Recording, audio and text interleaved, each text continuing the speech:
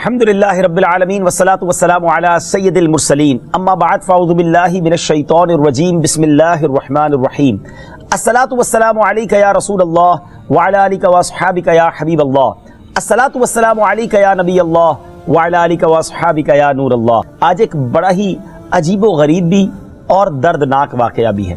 نبی پاک علیہ الصلوۃ والسلام سے ہم سب کو بے انتہا محبت ہے اور یہ ایمان کی جان ہے۔ نبی پاک سے محبت نہیں تو ایمان بھی کمپلیٹ نہیں ہوتا، اور جب نبی پاک علیہ الصلوۃ والسلام کو تکلیف پہنچے یا نبی پاک علیہ الصلوۃ والسلام کو کسی طرح کی کوئی ایذا پہنچے تو یقیناً جب امتی اس کو پڑھتا ہے، سنتا ہے تو دل پر بھی تکلیف ہوتی ہے۔ ایک ایسا ہی واقعہ جس میں ہمارے آقا علیہ الصلوۃ والسلام کو تکلیف پہنچائی گئی، نبی پاک علیہ الصلوۃ والسلام پر جادو کیا گیا۔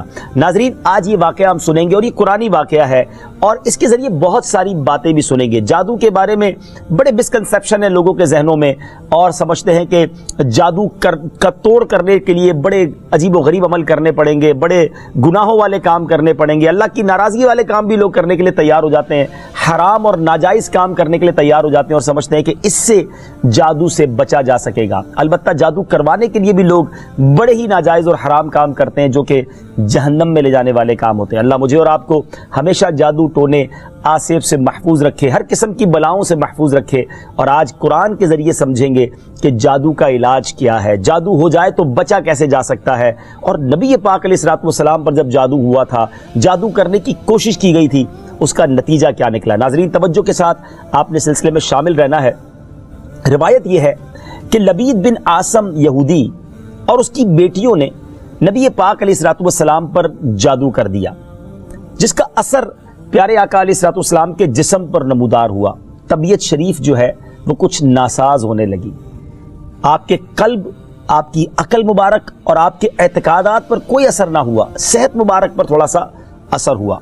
چند روز بعد حضرت جبریل امین بارگاہ رسالت میں حاضر ہوئے اور عرض کی، یا رسول اللہ صلی اللہ تعالی علیہ وسلم، ایک یہودی نے آپ صلی اللہ تعالی علیہ وسلم پر جادو کر دیا ہے، اور جادو کا جو سامان ہے وہ فلاں کنویں میں ایک پتھر کے نیچے دبا ہوا ہے۔ سرور کائنات علیہ الصلوۃ والسلام نے حضرت علی مولا کائنات شیر خدا کرم اللہ تعالی وجہ الکریم کو بھیجا۔ انہوں نے کنویں کا پانی نکالا اور پتھر اٹھایا تو اس کے نیچے سے کھجور کے گھابے کی تھیلی برآمد ہوئی، یعنی کھجور کے جو چھلکے ہوتے ہیں اس طرح کی تھیلی برآمد ہوئی، اور اس میں نبی پاک علیہ الصلوۃ والسلام کے منہ مبارک جو کنگھی سے ٹوٹے تھے، اور کنگھی کے ٹوٹے ہوئے کچھ دندانے، اور ایک ڈور یا کمان کا چلہ جس میں 11 گٹھانے لگی ہوئی تھی، اور ایک موم کا پتلا تھا جس میں 11 سوئیاں چبھی ہوئی تھی۔ یہ سب سامان پتھر کے نیچے سے نکلا، اور یہ مولا علی کرم اللہ تعالی وجہ الکریم یہ سارا سامان لے کر نبی پاک علیہ الصلوۃ والسلام کی بارگاہ میں آ گئے۔ اس کے بعد سبحان اللہ، اب اس کا توڑ کیسے آیا، اس کا علاج کیسے ہوا، اس کا حل کیا نکلا؟ جبریل امین اللہ تبارک و تعالیٰ کی بارگاہ سے سورہ فلق اور سورہ ناس لے کر حاضر ہوئے، یعنی اب جو سورہ فلق اور سورہ ناس ہے وہ نازل ہوئیں، اور ان دونوں صورتوں کو ملائیں تو ناظرین اس میں 11 آیتیں ہیں۔ ہر ایک آیت کے پڑھنے سے ایک ایک گرہ کھلتی جاتی تھی، یہاں تک کہ سب گرہیں کھل گئیں اور پیارے آقا علیہ الصلوۃ والسلام بالکل شفایاب ہو گئے۔ سبحان اللہ، سبحان اللہ۔ ناظرین، اب اس واقعے سے بہت ساری باتیں میں نے اور آپ نے سیکھنی ہیں۔ پہلی بات یہ ہے کہ یہ بخاری شریف میں ہے کہ پیارے آقا علیہ الصلوۃ والسلام جب بستر شریف پر تشریف لاتے تو اپنے دونوں ہاتھوں پر دم کرتے اور اپنے سر سے پاؤں تک پورے جسم پر اپنے ہاتھوں کو پھیرایا کرتے، جہاں تک دست مبارک پہنچ سکتے یہ عمل 3 مرتبہ فرماتے، یعنی نبی پاک علیہ الصلوۃ والسلام ان دونوں صورتوں کا اپنے اوپر بھی دم کیا کرتے۔ اور ایک اور جگہ پر بھی یہ ہے، حدیث عائشہ رضی اللہ تعالیٰ عنہ میں ہے کہ جب نبی پاک علیہ الصلوۃ والسلام کے گھر والوں میں سے کوئی بیمار ہوتا تو آپ علیہ الصلوۃ والسلام ان دونوں صورتوں کو پڑھ کر اس پر دم فرمایا کرتے تھے۔ تو یہ نبی پاک کے معمول میں تھا۔ تو آج اگر ہم میں بھی کوئی بیمار ہو جائے، فیملی میں کوئی بیمار ہو جائے، اپنے آپ کو ان آفتوں سے بچانا چاہتے ہیں تو اول آخر 3 بار درود پاک پڑھیں، سورہ فلق اور سورہ ناس کی تلاوت کریں، اپنے ہاتھوں پر دم کر کے اپنے جسم پر پھیر لیں، کسی مریض پر دم کر دیں، انشاءاللہ اس کی برکت ملے گی۔ یہاں ایک اور مسئلہ بھی سیکھنے کو ملے گا کہ تعویذات اور عملیات میں جس میں کوئی لفظ کفر و شرک کا نہ ہو وہ جائز ہے۔ اسی طرح گنڈے بنانا اور ان پر گرہیں لگا کر آیات قرآن اور اسماء الہیہ پڑھ کر پھونک مارنا بھی جائز ہے، یعنی تعویذات اگر شرک سے پاک ہیں، اگر کفریہ کلمات سے پاک ہیں تو وہ کرنے میں کوئی حرج نہیں، وظائف کرنے میں کوئی حرج نہیں، یہ قرآن و حدیث سے ثابت ہے اور آپ نے یہ سنا۔ ناظرین سیکھنے کو کیا مل رہا ہے؟ خلاصہ یہ ہوا کہ سورہ فلق یعنی قل اعوذ برب الفلق اور قل اعوذ برب الناس، یہ دونوں صورتیں جن اور شیاطین، نظر بد اور آسیب اور تمام امراض خصوصاً جادو ٹونے کا مجرب علاج ہیں۔ ان کو لکھ کر تعویذ بنائیں، گلے میں پہنائیں اور ان کو بار بار پڑھ کر مریض پر دم کریں اور کھانے اور پانی اور دواؤں پر پڑھ کر پھونک دیں اور پھر مریض کو کھانا وغیرہ کھلائیں، انشاءاللہ عز و جل ہر مرض اور بالخصوص جادو ٹونا دفع ہو جائے گا، مریض شفا یاب ہو جائے گا۔ اسی طرح قرآن مجید کی دوسری تمام صورتوں کے خصوصی خواص ہیں جن کو بہت خوبصورت کتاب جنتی زیور ہے اس میں بھی آپ پڑھ سکتے ہیں ناظرین۔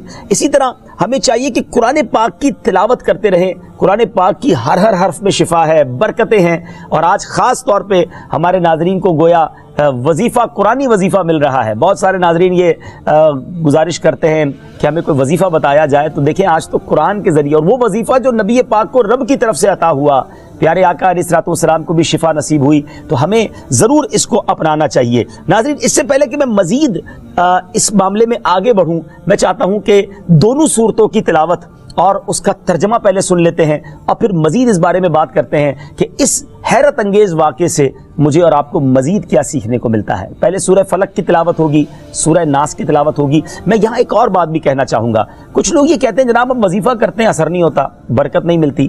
پہلے یہ چیک کر لیں کہ آپ کے مخارج ٹھیک ہیں، آپ تلاوت صحیح مخارج کے ساتھ کرتے ہیں، تو اب جو تلاوت آپ سنیں گے نا تو اس میں یہ بھی چیک کر لیں کہ آپ کیا اسی طرح کے تلفظ کے ساتھ پڑھتے ہیں، اور اگر مسٹیک کر رہے ہیں تو قرآن پاک صحیح طریقے سے پڑھیے، پھر دیکھیے اس کی کیسی برکتیں ملتی ہیں۔ آئیے سورہ فلق اور سورہ ناس کی تلاوت اور اس کا ترجمہ۔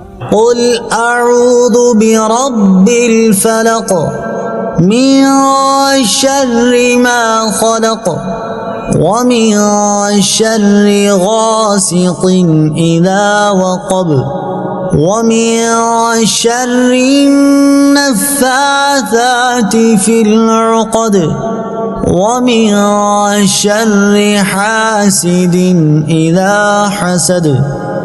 تم فرماؤ میں اس کی پناہ لیتا ہوں جو صبح کا پیدا کرنے والا ہے، اس کی سب مخلوق کے شر سے، اور اندھیری ڈالنے والے کے شر سے جب وہ ڈوبے، اور ان عورتوں کے شر سے جو گروہ میں پھونکتی ہیں، اور حسد والے کے شر سے جب وہ مجھ سے جلے۔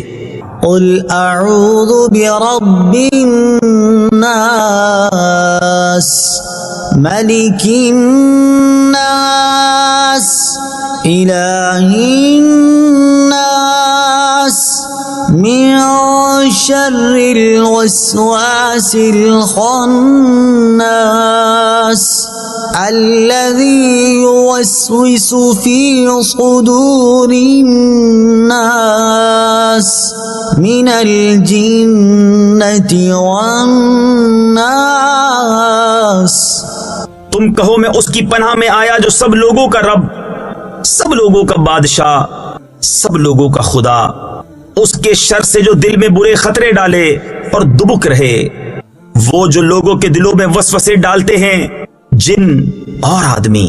ناظرین سورہ فلق اور سورہ ناس کے بے شمار فضائل و برکات ہیں۔ ایک اور حدیث پاک سنیے، حضرت عبداللہ بن خبیب رضی اللہ تعالیٰ عنہ فرماتے ہیں کہ ہم پر ہلکی بارش ہوئی اور اس وقت اندھیرا چھایا ہوا تھا، اور ہم پیارے آقا علیہ الصلوۃ والسلام کا انتظار کر رہے تھے کہ وہ آ کر ہمیں نماز پڑھائیں۔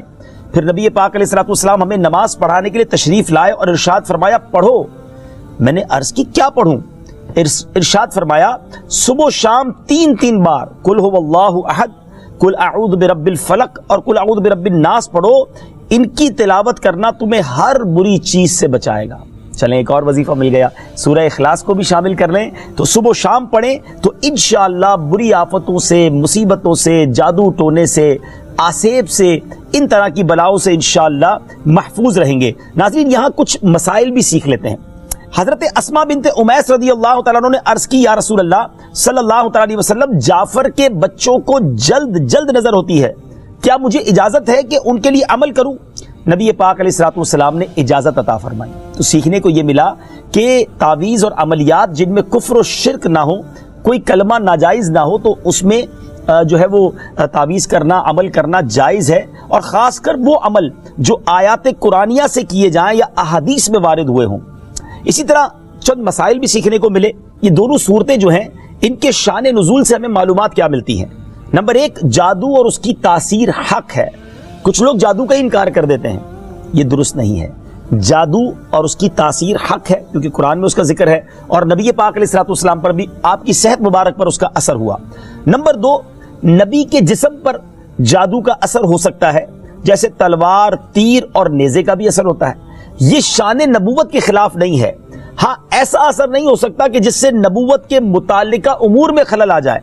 حضرت موسیٰ علیہ الصلوۃ والسلام کے مقابلے میں جادوگر بالآخر اس لیے فیل ہوئے کیونکہ وہاں جادو سے معجزے کا مقابلہ تھا، ورنہ حضرت موسیٰ علیہ الصلوۃ والسلام کے خیال پر بھی اس جادو نے اثر کیا کہ ان کو خیال ہوا کہ یہ لاٹھیاں، رسیاں چل رہی ہیں۔ نبی کریم علیہ الصلوۃ والسلام کے خیال پر بھی اسی طرح یہی اثر ہوا تھا۔ نمبر تین، جادو کو دور کرنے میں سورہ فلق اور سورہ ناس کو خصوصی تاثیر حاصل ہے۔ نمبر چار، جادو، ٹونے اور عملیات اور اثرات اور بیماریوں کو ختم کرنے کے لیے قرآن پاک کی صورتوں اور آیتوں کو استعمال کیا جا سکتا ہے، اور بخاری شریف میں سورہ فاتحہ کو اس مقصد کے لیے استعمال کرنے کا بیان موجود ہے۔ تو سورہ فاتحہ کو سورہ شفا بھی کہا جاتا ہے، تو یہ بھی شفا کے لیے بڑا مجرب اور بڑا پیارا وظیفہ ہے۔ ناظرین، یہ چند باتیں تو ہم نے اس واقعے کے متعلق سیکھی، سورہ فلق اور سورہ ناس کے کچھ فضائل بھی سنے۔ میں یہاں ایک اور بات بھی کرنا چاہتا ہوں کہ آج کل پرابلم یہ ہو گیا ہے کہ اتنے عاملین آ گئے ہیں، اتنے عمل کرنے والے لوگ آ گئے ہیں، اتنے بورڈ ہمارے شہروں اور وطن میں لگ جاتے ہیں کہ ایسا لگتا ہے ہر دوسرے آدمی پہ جن ہے یا اس پہ جادو ہو گیا ہے۔ خدارا، جھوٹے عاملین سے اپنے آپ کو بچائیے۔ اگر جینے کی تمنا ہے تو کچھ پہچان پیدا کر۔ لوگوں کے گھر بک جاتے ہیں، لوگوں کی عزتیں پامال ہو جاتی ہیں، عجیب ماحول ہو گیا ہے۔ کچھ بد نصیب تو وہ ہیں جو کسی کو تباہ کرنے کے لیے جادو کروانے جاتے ہیں اور ہزاروں لاکھوں روپے خرچ کرتے ہیں، اور پھر بیچارے کچھ جب بیمار ہو جاتے ہیں تو اپنا بعض اوقات ڈاکٹری مسئلہ ہوتا ہے اور وہ بھی کسی عامل کے ہتھے چڑھ جاتے ہیں، اور وہ کہتا ہے جناب آپ کے گھر میں بہت برا عمل ہوا ہے، فلاں جگہ کوئی چیز دبی ہوئی ہے، اور اس کو اب سنبھالنے کے لیے، اس کو نکالنے کے لیے اتنے بکرے چاہیے، اتنے مرغے چاہیے، اتنے انڈے چاہیے، قبرستان میں یہ عمل کرنا ہوگا، اور پھر غریب آدمی اپنی چیزوں کو بیچ کر ہزاروں لاکھوں روپے انہیں دے دیتے ہیں اور خاندان کے خاندان ٹوٹ جاتے ہیں۔ ایسا نہ کریں، پلیز ایسا نہ کریں۔ بلکہ میں تو ان عاملین سے بھی گزارش کروں گا کہ حلال روزی کی طرف آئیں۔ دعوت اسلامی نے بڑا شاندار ایک انداز اختیار کیا، اللہ سلامت رکھے دعوت اسلامی کے مدنی ماحول کو۔ ناظرین، آپ سوچ رہے ہوں گے کہ پھر ہماری بیماریوں کے لیے ہم تعویذ کس سے لیں، ہم یہ وظائف کہاں سے لیں؟ آپ کی دعوت اسلامی ہے نا، الحمدللہ دعوت اسلامی کا ایک شعبہ ہے جس کا نام ہی مکتوبات و تعویذات عطاریہ ہے۔ اس میں آپ کو بغیر کسی فیس کے، جی ہاں بغیر کسی فیس کے، لاکھوں لاکھ تعویذ ہر مہینے ناظرین یہاں سے دیے جاتے ہیں، پوسٹ بھی کیے جاتے ہیں، کوریئر بھی کیے جاتے ہیں، اس کی بھی کوئی فیس نہیں لی جاتی۔ تو یہ تعویذات آپ دعوت اسلامی کے مرکز سے رابطہ کر کے لے لیجئے۔ آن لائن تعویذات کی سروس بھی موجود ہے۔ حالانکہ دعوت اسلامی کا اس ڈپارٹمنٹ پر لاکھوں کروڑوں روپے خرچ ہو رہا ہے، مگر اس لیے اس کو فری رکھا ہے تاکہ امت کے لیے آسانی ہو، دکھیاری امت جو ہے ان کے مسائل حل ہو جائیں، نہ جانے کس کی دعا لگ جائے اور ہمارا بیڑا پار ہو جائے۔ ہاں، اس میں یہ ضرور میں کہوں گا کہ وہ لوگ جو یہ پروگرام دیکھ رہے ہیں اور ان کو لگتا ہے کہ میں اس شعبے کو سپورٹ کروں، دعوت اسلامی جس شعبے میں خرچ کر رہی ہے اور نہ جانے کتنے دکھیارے مسلمانوں کی دعائیں لے رہی ہے، تو اگر آپ دعوت اسلامی کے شعبہ تعویذات عطاریہ میں سپورٹ کرنا چاہتے ہیں، اپنا ڈونیشن دینا چاہتے ہیں، تو بھی ہم سے رابطہ کر لیجئے۔ لیکن پلیز ان جھوٹے عاملوں سے اپنے آپ کو بچائیے۔ اور مجھے جو ناظرین سن رہے ہیں، ہر بندے پر جادو نہیں ہوتا، ہر بندے پر جن نہیں آ جاتا، ہر بات میں وسوسہ نہ لایا کریں، وظائف پڑھ لیا کریں۔ صبح و شام یہ وظیفہ ہمیں نبی پاک نے دے دیا ہے، صبح گھر سے پڑھ کر نکلے، شام گھر پر آ کر سونے سے پہلے پڑھ لیں، آیت الکرسی سونے سے پہلے پڑھ لیں۔ اللہ نے چاہا خیر آپ کا مقدر رہے گی، اور مزید ضرورت ہو تو دعوت اسلامی کے اس شعبے سے رابطہ کر لیں۔ میں امید کرتا ہوں کہ آج کے اس واقعے سے ہمیں یہ سیکھنے کو ملا کہ قرآنی وظائف کی کیا اہمیت ہے، اور جائز وظائف کرنے میں، تعویذات کرنے میں کوئی حرج نہیں۔ آخری بات، نبی پاک علیہ الصلوۃ والسلام کو پتہ چل گیا، جبریل امین نے بتا دیا کہ جادو کس نے کیا، مگر نبی پاک علیہ الصلوۃ والسلام نے بدلہ نہیں لیا، سزا نہیں دی۔